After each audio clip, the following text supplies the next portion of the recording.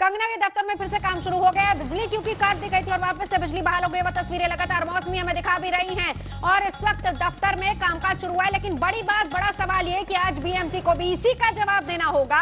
Notice चिपकाया, 24 घंटे में संभलने का मौका नहीं और दफ्तर तोड़ दिया। सीधे सीधे पंगा कंगना का बहुत बड़ा होता जा रहा है। ये लड़ाई अब और आगे तक जाएगी।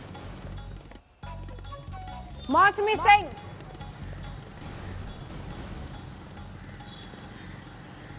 बिल्कुल, देखिए नवजोत बॉलीवुड की बुलेट रानी कह लीजिए या बॉलीवुड की क्वीन कह लीजिए या गैंगस्टर की क्वीन कह लीजिए, कंगना रनावत बेहद दमदार तरीके से अपनी रोल अदायगी करती हैं।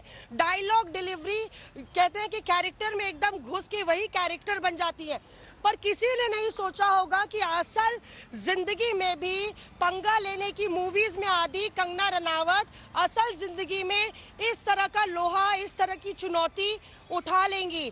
कुल मिला के आप देखिए कि एक बीएमसी के हथौड़े ने कंगना रनावत को इतना नाराज कर दिया है, जिस तरह से उनके दफ्तर में जो तबाही मचाई गई है उसको लेके वो माफ करने के मूड में तो है ही नहीं, बल्कि सबक सिखाने के मूड में लग रही है। क्योंकि उन्होंने पहले ही कह दिया था कि दफ्तर नहीं मेरा मंदिर है, मंदिर को तोड़ोगे तो फिर उसके बाद कैसे कंगना रनावत ने सीधे सीधे कहा कि बख्शूंगी नहीं और सीधा मैदान में आ गई है और ये रण साफ तौर पर नजर आ रहा है। मौसमी में आपके पास लौटूंगी क्योंकि अंदर की तस्वीरें आप दिखाइएगा हमें। कामकाज वापस से वहां पर शुरू हो गया। आपने बताया कि बिजली बहाल हो रही है। इस बीच कंगना के घर के बाहर से क्या खबर, क्या तस्वीर? पंकज,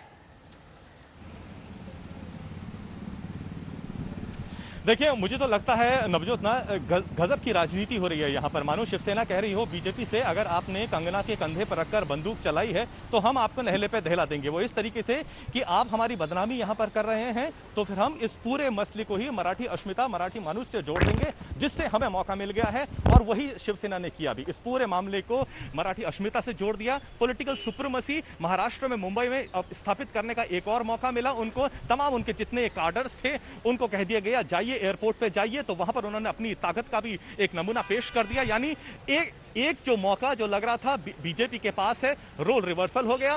पूरी मराठी अस्मिता की बात यहां पर आ गई और अपनी पॉलिटिकल सुप्रीमेसी को कायम रखने में मानो शिवसेना एक बार फिर से कामयाब हो गई। लेकिन दूसरी तरफ बीजेपी भी मानो एक माहौल सा तो बनाने में तैयार हो ही गई है। पहले यह कहा जब सुशांत सिंह राजपूत की मौत का मामला था, मुंबई पुलिस ने अच्छी तरीके से कार्रवाई नहीं करी। अब यहां पर सवाल आ गया कि देखिए बीएमसी ने किस तरीके से कार्रवाई करी है। एक आम नागरिक है, उसने ट्वीट किया तो आपने किस तरीके की कार्रवाई कर दी। यानी इस शहर में, इस प्रदेश में देखिए सरकार किस तरीके से एजेंसीज पर, चाहे वो सिविक बॉडी है चाहे मुंबई पुलिस है, किस तरीके से दबाव की राजनीति खेलती है। ऐसे में बीजेपी भी एक यहाँ पर माहौल बना रही है। लेकिन तीसरी तरफ बीएमसी जानती है कि वो एक अलग बॉडी है, उसमें सवालिया निशान ना लगाया जाए, इसलिए उसने अपने आप को साफ कर लिया है। बार बार वो ये कह रही है कि वो तो रूल बुक से जा रही थी। बताने की कोशिश हो रही है कि कार्रवाई सरकार ने नहीं, एक एजेंसी ने की है। मौसमी सिंह, यही बताने की कोशिश हो रही है, लेकिन इसके पीछे की सियासत हर कोई समझ रहा है। जल्दी से तस्वीरें अंदर की दिखाइए क्योंकि कामकाज शुरू हो गया दफ्तर में। मौसमी सिंह जी बिल्कुल, देखिए नवजोत तस्वीरें झूठ नहीं बोलती, तस्वीरें हजारों कहानियां कहती हैं। और ये तस्वीर कैमरे पर आए कंगना ने इसको सुनिश्चित कर लिया है। जिस तरह से उन्होंने लगातार बयानबाजी की, लगातार पलटवार किया। और यहाँ पे देखिए, आपको हम बता रहे हैं कि कैसे टूटे हुए टुकड़ों को जोड़ने की कोशिश में कंगना रनावत ने अपनी टीम को अब लगा दिया है। यहाँ पे मशक्कत हो रही है, इलेक्ट्रिशियंस को बुलाया गया है। आप देखिए नीचे की तरफ जो लाइटें हैं, सारी लाइट, ये देखिए आप, कुछ रॉड, स्विच और शैंडलियर, तमाम आरोप लगे हैं कि उनको भी तोड़ा गया। अब ऊपर फर्स्ट फ्लोर पे ले जाया जा रहा है।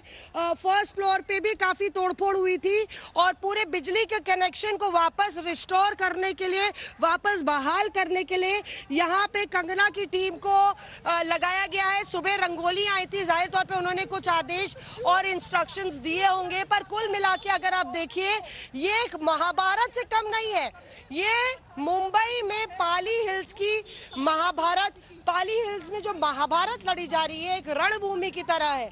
और ये रणभूमि में बयानों से, तर्कश से तीर निकल रहे हैं। तर्कश से जो कंगना के तीर निकल रहे हैं वो कहीं ना कहीं बीएमसी से लेके महाराष्ट्र सरकार को बेचैन कर रहे हैं। और यही वजह है कि सामना में भी मुख्य पत्र सामना में भी बाकी मुद्दों को दरकिनार करके अक्सर सामना में सियासी वार किए जाते हैं, अपने विरोधी पार्टियों पर शिवसेना करती है, पर इस बारी कंगना रनावत पर वार हो रहा है।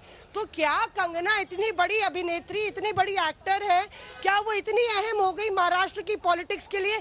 ये बड़ा सवाल है। और कहीं ना कहीं बीजेपी भी ये भली भांति जानती है वो अपने पुराने दोष और नए विरोधी को किस तरह से तिलमिलाए और किस तरह से बेचैन करे बिना कुछ बोले, ये अच्छी तरह जानती है। हालांकि देवेंद्र फडणवीस ने भी बहुत ही तंज कसते हुए सीधा प्रहार किया है और पूरी सिंपैथी दिखाई है, पूरी संवेदनशीलता से कहा है कि असंवेदनशीलता थी जिस तरह से कंगना के साथ जो व्यवहार हुआ, उनका घर तोड़ा गया।